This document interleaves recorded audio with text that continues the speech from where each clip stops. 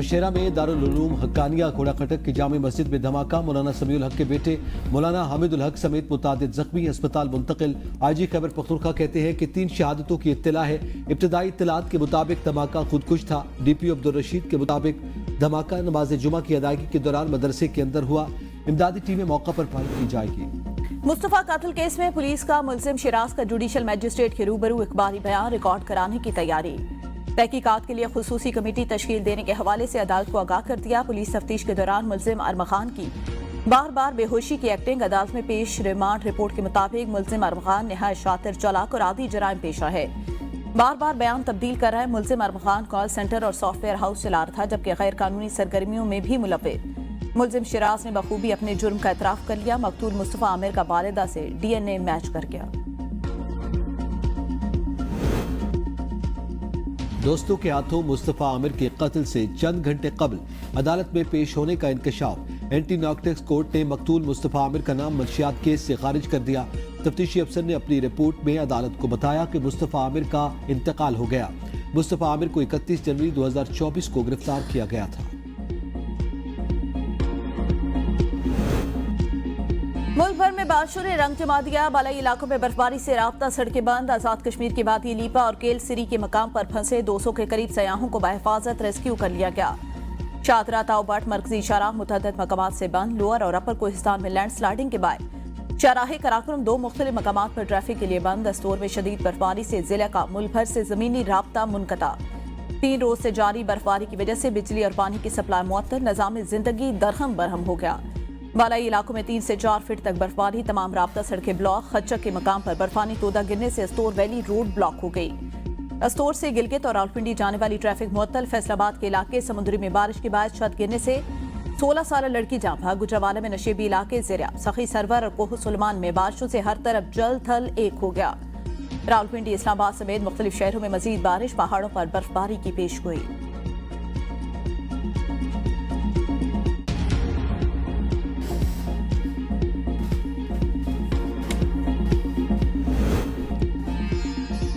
खैबर पख्तूनख्वा में बारिश के बायस हादसात में 2 अफराद जाँ भाग, 7 जख्मी हुए। PDMA के मुताबिक जाँ भाग अफराद में 1 खातून और 1 मर्द, जबकि जख्मियों में 4 बच्चे और 3 खवातीन शामिल हैं।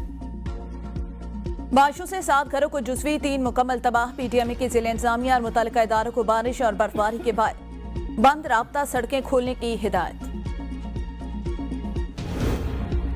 वज़ीर आज़म शहबाज शरीफ का काबीना अरकान के एजाज में नाश्ता। शबाना रोज अवामी खिदमत करने की हिदायत। कहा, वफाकी वज़रा और काबीना अरकान की कारकर्दगी का बाकायदा जायजा खुद लूंगा। आप सबका इंतखाब आपकी काबिलियत और सलाहियतों की बुनियाद पर किया गया। हम सब अल्लाह ताला और अवाम की अदालत में जवाबदेह हैं। 1 साल के अरसे महंगाई, खातिर ख्वाह कमी, ज़र मुबादला के ज़खायर, तरसीलात ज़र में इजाफा और दीगर मुआशी अशारिये बेहतर हुए। आइंदा सालों में मजीद बेहतर बनाने के लिए अंत तक मेहनत जारी रखेंगे। काबीना अरकान का मुल्की तरक्की और अवामी फलाह बहबूद के लिए फ़ाल किरदार अदा करने के अज़्म का याद है। मुआशी तरक्की पर वज़ीर आज़म को खराज तहसीन पेश।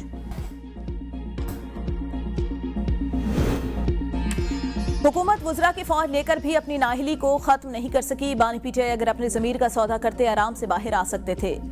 सेनेटर शिबली फराज की मीडिया से गुफ्तगू। कहा, जब तक शफाफ इंतखाबात नहीं होंगे मुल्क में कभी सियासी इस्तेहकाम नहीं आ सकता। चाहे हुकूमत 10 वज़ीर ले या 100, इससे फर्क नहीं पड़ता। जो लोटे थे उन्होंने अपने ज़मीर का सौदा किया। ओहदे किसी को इज्जत नहीं देते। ग्रैंड अलायंस बनाकर सियासत में जगह बनाने के चांसेस मादूम होते जा रहे हैं। अकेले अकेले कुछ कर नहीं सकते तो मिलकर भी कोशिश कर लें। इन पर कोई कदखन तो नहीं। वज़ीर इत्तेफाक ख्वाजा आसिफ का अपोजिशन के ग्रैंड अलायंस पर तंज। कहा, गंडापुर ने कहा था उनके एस्टैब्लिशमेंट से मामला तय हो गए। जब इस किस्म की गप्पे लोग मारें तो फिर उनकी अफादियत तो खत्म हो जाती है। मैंने पहले ही कह दिया था, मुज़ाकरात का कोई नतीजा नहीं निकलेगा। मईशत संभल चुकी, हम सही ट्रैक पर जा रहे हैं।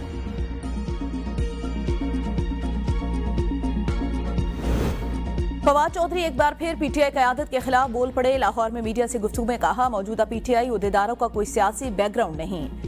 ये अब तक ग्रैंड अलायंस बनाने में नाकाम है। PTI क़यादत हालात से फायदा नहीं उठा रही। स्ट्रीट पावर मौलाना फजलुर रहमान और PTI के पास है। नाहिल ओपोजिशन और हुकूमत के दरमियान अवाम फंसे हैं। हुकूमत चल नहीं रही, घिसट रही है।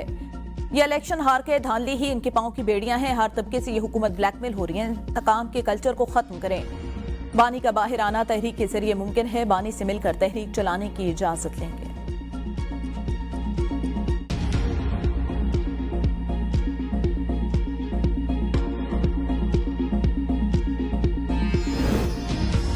पंजाब काबीना में तौसी का फैसला, मजीद 10 वुज़रा को शामिल किया जाएगा। अक्सरियत जनूबी पंजाब से होगी। नवाज शरीफ ने मुलाकातों में पार्टी रहनुमाओं को ग्रीन सिग्नल दे दिया। शॉर्टलिस्ट नामों में बेगम ज़किया शाहनवाज, इफ्तिखार हुसैन, कर्नल रिटार रजूब, राना आर्शर, चौधरी शेर अली, मियां इमरान जावेद, मलिक असद खोखर, शोएब सिद्दीकी शामिल हैं।